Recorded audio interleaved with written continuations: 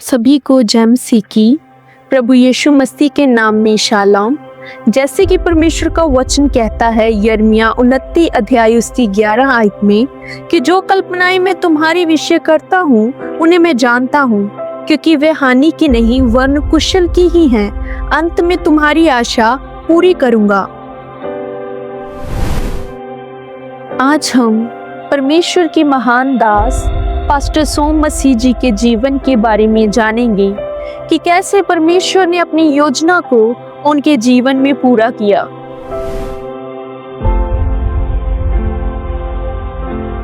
प्रभु के दास का जन्म 1 अप्रैल 1969 में गांव नानोनंगल, जिला गुरदासपुर, एक मसीही परिवार में श्री शुक्र मसीह जी के घर माता नजीरा जी के द्वारा हुआ।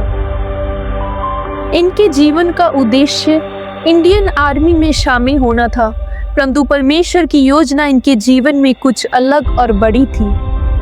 एक बार एक मसीही सभा में प्रभु के दास के द्वारा इनके जीवन के लिए भविष्यवाणी हुई कि प्रभु इनके द्वारा पाप में पड़े हुए लोगों को बचाना चाहते हैं और सुसमाचार को फैलाना चाहते हैं, परंतु इन्होंने इस भविष्यवाणी को गंभीरता से अपने जीवन में ग्रहण नहीं किया और अपने उद्देश्य को जो इंडियन आर्मी को ज्वाइन करना था पूरा करने में लगे रहे।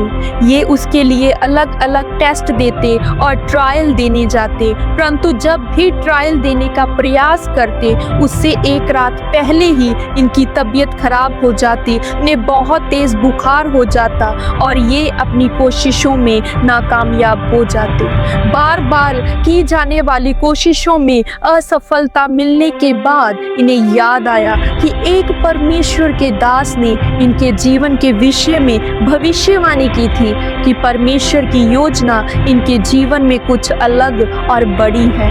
प्रभु इनके द्वारा अपने राज्य को बढ़ाना चाहते हैं और पाप में फंसे लोगों को बचाने के लिए इनका इस्तेमाल करना चाहते हैं। और उसके बाद इन्होंने सन 1991 में शहर पठानकोट से 6 महीने की सर्टिफिकेट इन थियोलॉजी कोर्स को किया और साल 1992 से 1994 तक टांडा जिला होशियारपुर से डिप्लोमा इन थियोलॉजी को पूरा किया। साल 1994 से 1997 तक ग्रेस बाइबल कॉलेज जिला गुड़गांव हरियाणा से बैचलर इन थियोलॉजी की डिग्री हासिल की। बाइबल कॉलेज को पूरा करने के बाद प्रभु के दास ने अन्य प्रभु के दासों के साथ अपना समय बिताया और प्रभु के सेवकों के घर में भी काम किया। जिस भी काम को करने की जिम्मेदारी इन्हें सौंपी जाती थी, ये वह काम पूरे मन और नम्रता के साथ निभाते और अधीनगी के साथ हर एक काम को, चाहे वह सफाई करना हो, बर्तन धोना हो, बिना किसी काम को तुच्छ या नीचा जाने पूरी अधीनगी और नम्रता के साथ करती। फिर इनकी मुलाकात एक प्रभु के और दास जो कोटकपुरा पंजाब में अपनी सेवकाई को कर रहे थे उनके साथ हुई। इन्होंने अपना दर्शन उनके साथ साझा किया और उन्होंने इनको मुक्तसर में अपनी सेवकाई को आरंभ करने का सुझाव दिया। 7 साल की बाइबल स्टडी पूरी करने के बाद परमेश्वर के दास 1 अप्रैल 1997 में गुरदासपुर से श्री मुक्तसर साहिब में आए। जुलाई 1998 में परमेश्वर के दास की शादी पास्टर मार्था मसीह जी के साथ हुई और वे फिर दोनों पति और पत्नी ने परमेश्वर की सेवकाई को निभाना शुरू किया। सेवकाई की शुरुआत एक किराए के कमरे से हुई। उस दौरान इनके पास ज़्यादा कुछ नहीं था, सोने के लिए एक बेड तक नहीं था, नीचे सोकर गुजारा करते थे, बस थोड़ा सा ज़रूरत का सामान था और रविवार के दिन उसी कमरे में वे चर्च लगाते और अपना सारा सामान बाहर निकाल देते और उस स्थान पर उस कमरे में परमेश्वर की महिमा करते और चर्च समाप्त होने के बाद उस कमरे में दोबारा सामान रख लेते।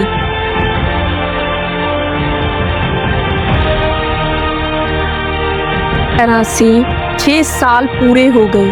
अब इन्होंने अपनी जमीन लेने का सोचा। जमीन खरीदने के लिए बैंक से लोन लेना था और बैंक ने ये जानकर कि इनका कोई अन्य कारोबार नहीं है, लोन देने से इनकार कर दिया। तो परमेश्वर के दास ने एक छोटा सा चमड़े का काम करना शुरू कर दिया। प्रभु के अनुग्रह के द्वारा इन्होंने अपनी 5 मरला जमीन ली और उसमें एक कमरा बनाया। किराए के कमरे से निकालकर प्रभु ने अपने कमरे में अपनी महिमा करने का अवसर दिया। समय के साथ साथ लोगों की संख्या बढ़ती गई और जरूरतें भी बढ़ती गईं।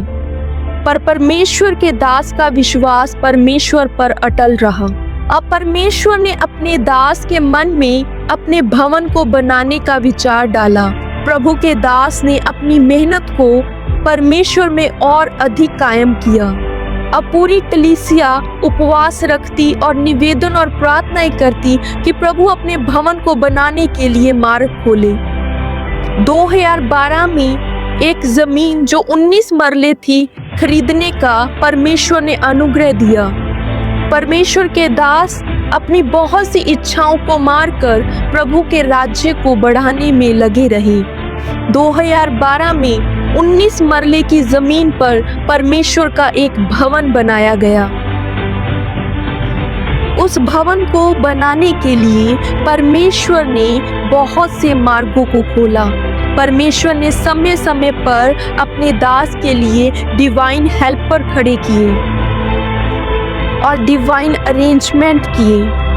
परमेश्वर के अनुग्रह और विश्वास योग्यता के कारण परमेश्वर के दास जीवन के हर क्षेत्र में बहुत आशीषित हुए।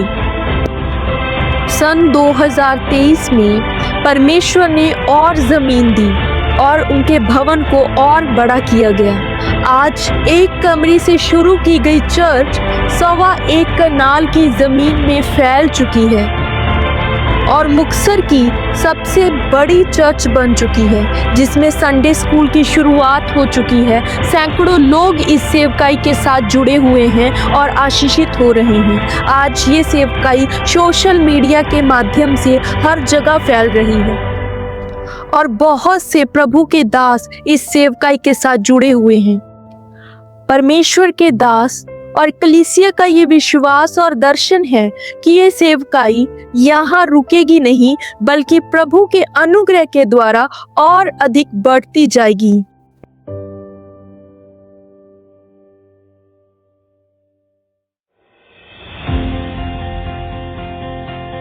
हे प्रियो, हमें परमेश्वर के दास की गवाही के द्वारा ये प्रेरणा मिलती है कि हमें परमेश्वर की बुलाहट को पहचानना चाहिए और उस बुलाहट के अनुसार चलना चाहिए।